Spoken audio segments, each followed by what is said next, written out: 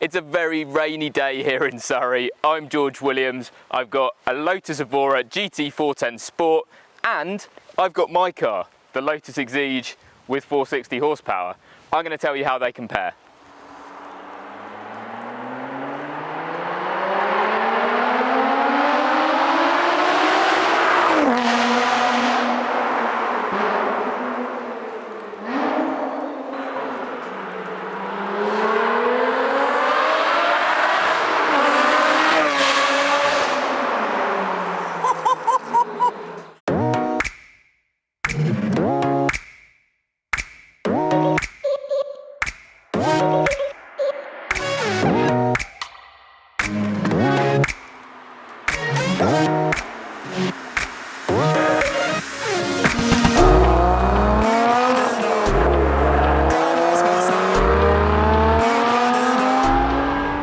I'm going to drive the Evora out onto some country roads where hopefully we can have a little bit of fun, just see roughly what it's like, and I'll do a back-to-back with my Exige.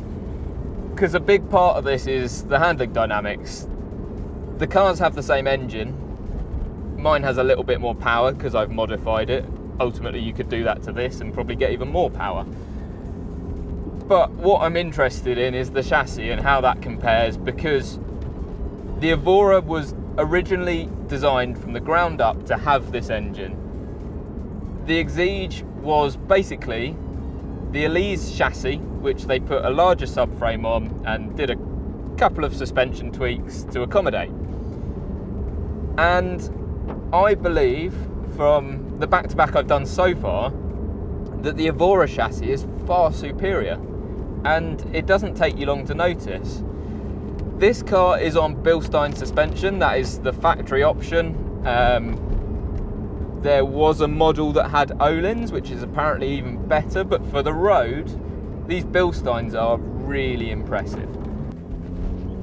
When you go between these two cars, the first thing that you notice is the seating position. This is rubbish. Lotus, what were you thinking? I barely have any room to my head. It's just awful. Of course, if you're a bit smaller, it wouldn't be an issue at all. And at least with the Evora, you can move the steering wheel up and down to get it so that you can see all the dials nicely, which is something you can't do in the Exige, amazingly. It's a bit wet, which actually means we can explore a little bit easier at lower speeds without being too silly. And the front end on this Evora is absolutely incredible, like really incredible.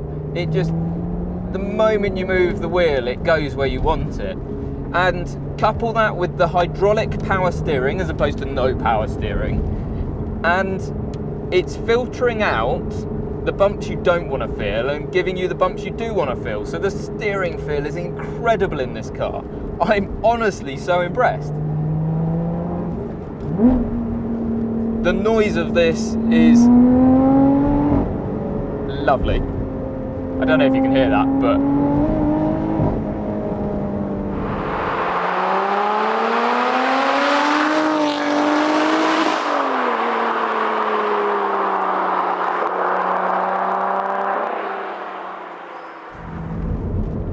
the longer wheelbase on this car is actually quite interesting, because when you first drive it you think, oh, this feels big. I mean, I will accept that only someone coming straight from an Exige will feel that. It's actually that the visibility is slightly worse in this. So the arches, while you can see where the wheels are, you don't have a nice point up like you do looking out the cockpit of the Exige. And out the rear, the visibility, I don't know how they've made it worse than an Exige, but it's not great. I can't tell where the rear of the car is that easily and how long it is. I'm sure you'll get used to it if you owned it, but it's taking me a little time to get used to it, which I think is fair. This car wants to slide a lot more than my Exige.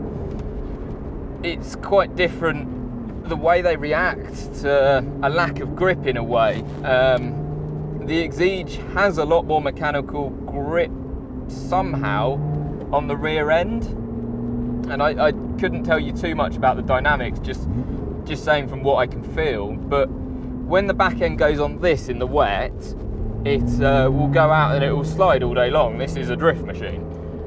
In my car, it's actually got a lot more rear end grip, and the balance is slightly off in a way. It goes out and then it wants to come back in, and it will snap back in for you. So if you just let go of the throttle, it will come straight back in, whereas this will stay out because it's almost got more of a pendulum effect.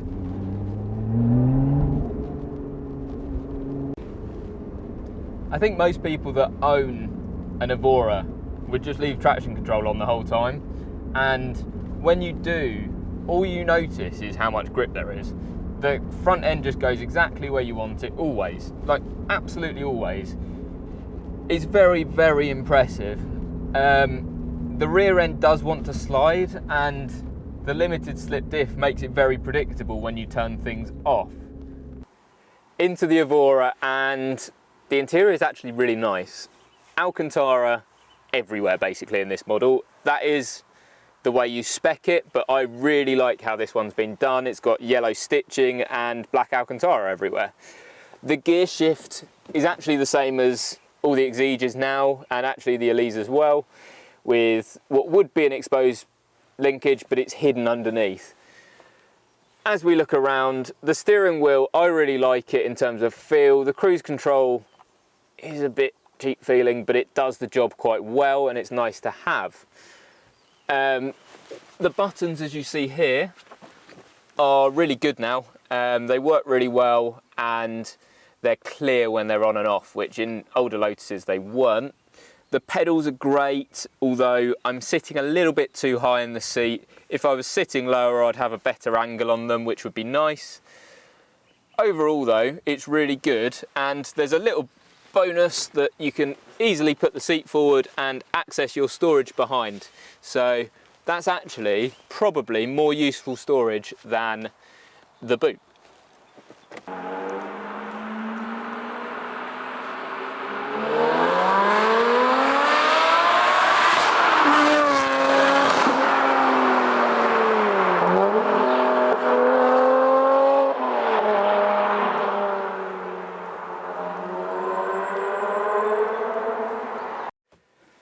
Okay, into my Exige, and of course this is no normal Exige at all. I have changed pretty much every part of it, and it's absolutely filthy at the moment, so sorry about that, but it is what it is. What do I like about this? And I think the main thing is the seats and how much lower I sit. When you get in, and don't get me wrong, it is a lot harder to get in and out of this car. But once you are in, these seats are incredibly comfortable, and my foot positions on the pedals is perfect. I've got a steering wheel spacer on the steering wheel, but that means the steering wheel is in the perfect place for me as well. So that's all lovely. I've of course got my Ferrari vents. I like that, feels a lot higher quality. I've got Alcantara pretty much everywhere, like the Evora does. I've got the exposed linkage, which I think is a really cool feature. And what else is there to talk about? The digital dash. To me, that modernises the whole car and means you've got everything you need to see really clearly in an instant, whereas analog, you kind of have to be used to it to work out exactly where it is.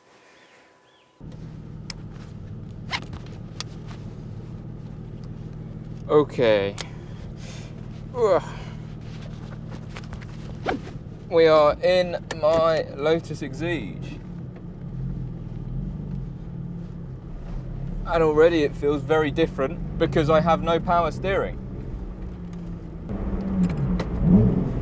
Literally immediately it's obvious just how different this car is. So no power steering. The seating position is far, far superior. The tilt seats are a big part of that, so I sit really low. But overall, I've got the steering wheel in the right place. It's a bit closer to me. I feel more comfortable with that. I'm sitting lower to the chassis. It's just a much nicer environment. It is more race car. The Evora feels more like a GT car, but I am more comfortable in this because of the seats being so much better. So the steering is more direct in my car, and that's partly due to the way that I have actually set it up. So I've got a lot more front camber.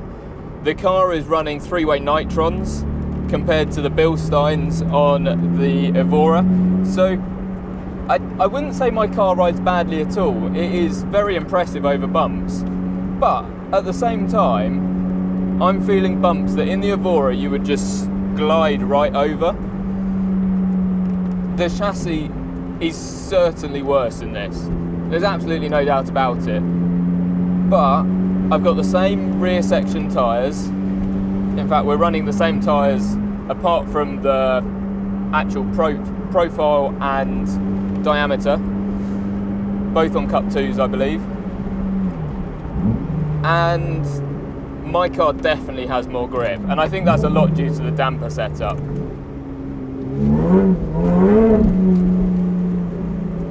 So my car, it kind of wants to slide a little bit, but it wants to come straight back to straight. Whereas the Evora wants to slide. The Evora's a drift monster, to be totally honest.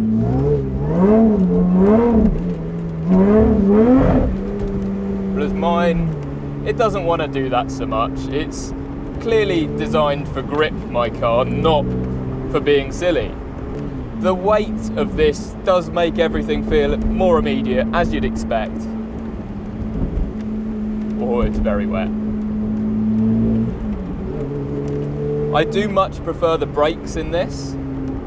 They've got race pads in them ultimately. I've got performance friction.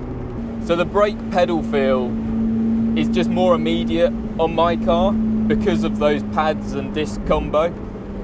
I think you could fix that really easily on the Evora, and for most people they'd find it fine and still think the brakes are absolutely incredible. But one of the benefits of having such an immediate brake pedal travel is it makes it a lot easier to heel and tow. And while I can heel and tow no problem in the Evora, this is a lot easier for me. The headlights, I've always thought, let the Evora down slightly, but having driven it now, especially at night, they actually work. I wish my Exige headlights worked as headlights. A basic request, I know. The wheels and tyres on here are a bit bigger. This allows bigger discs. It doesn't have the stopping power of my Exige, to be honest. I think some more aggressive pads would help this a lot, but it's a factory car, we can't complain about that stuff, really. Door handles. They look okay to me, but they pull water in them. I mean, come on, they're really basic things. How annoying is it to get your handle wet when you open the door? It shouldn't happen. Good thing, these vents. When you're looking in the mirror, it's a really cool view out the back, and I really like that. And they're of course functional to cool, well, this is actually the intake for the supercharger in that left-hand side.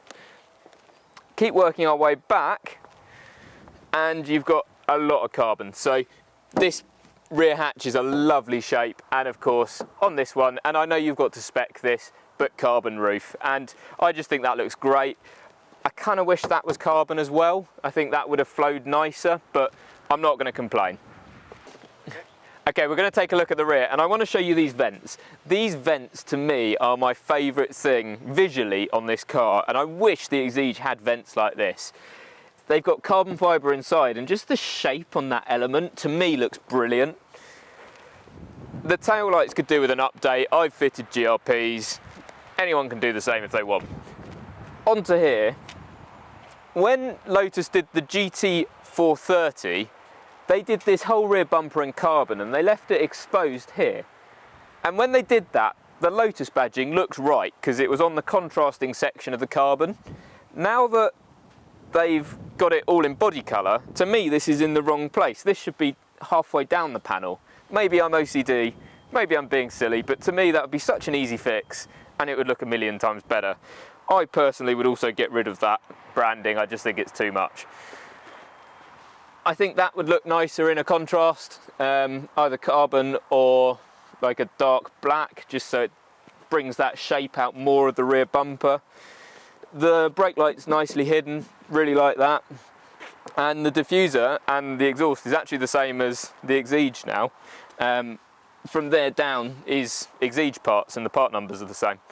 So I really like that diffuser. I think they've done a nice job on it. Should we go on to my car and I can rip my car to shreds?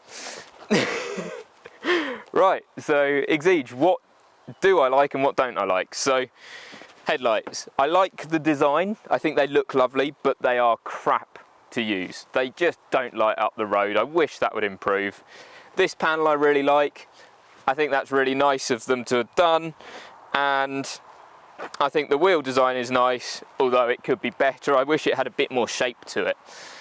As we go down the side of the car, I don't think there's huge amounts to talk about, but I've obviously got my mirrors. I didn't like the standard Exige mirrors. They had rubbish visibility, so that's why I changed them.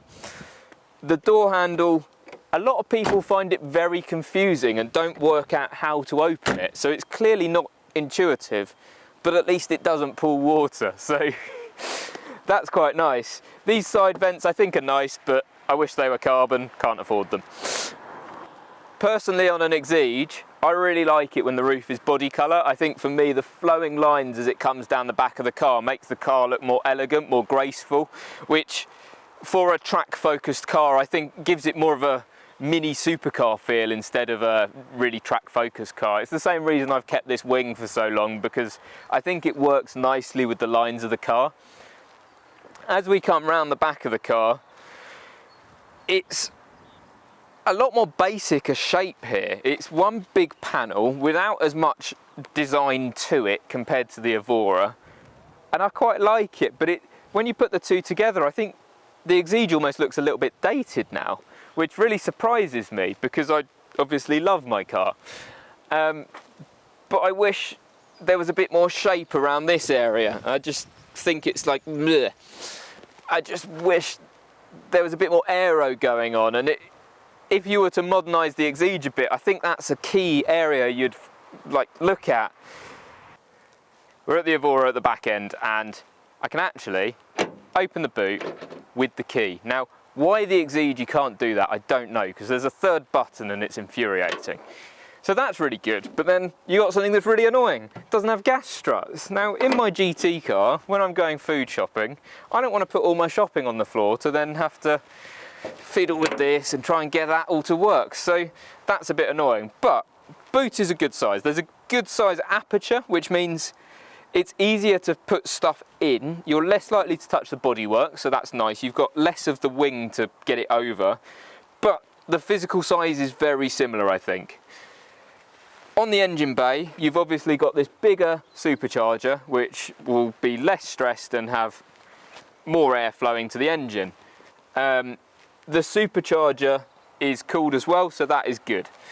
So it's inlet and supercharger. So it's a very good powertrain, and if you were that way inclined, you could get quite a lot more power out of this supercharger. We're talking like 490 horsepower roughly if you wanted to.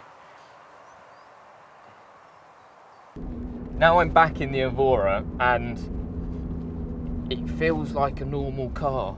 It doesn't quite have the sense of occasion that my Exige has, but I'm sure you could get it there if you were that way inclined. It's not fair to compare a modified car with a stock car. It's just not. But that's exactly what we're doing, and life's unfair. So, which would I pick? My Exige any day of the week. That's why I bought it. Let's not be silly here. The chassis is better in this Evora. It is lovely to have all the niceties, the luxuries. It's nice to be back on a normal seat belt. It's nice to be in seats like this in a way, although I wish they were lower. The storage space behind, I've got camera kit there. That's really useful to me. But the Evora just doesn't quite have the same sense of excitement that the Exige has. I think that silly nature of the Exige, that massive engine with a load of power in a car that probably shouldn't have it. It's just so much fun. And I'm not saying this isn't fun at all. This is an amazing car. I would absolutely love to own one. And actually, I'd almost love to own one alongside my Exige, and then I'd drive this every day and I'd leave the Exige for the special occasions where I want to go out and really get my heart racing. There's not really a massive conclusion, apart from they're both great cars, and Lotus have done a great job, but with both they've missed the mark in a couple of ways, which would be quite easily fixed. This car, if you added a bit more excitement, like added a bit of power, added slightly stronger brakes which were more aggressive, and tweaked the geo to just make it like move around a little bit more, like the suspension's almost too perfect. But that's just me. It's my personal opinion. I want a car that's stupid. That's why I have my Exige. So thank you for joining us on that slightly slippery adventure. I hope you found it interesting as to what I think of both cars and why I like each one so much. Please like and subscribe and hit the bell notification for my future videos, and I'll see you soon.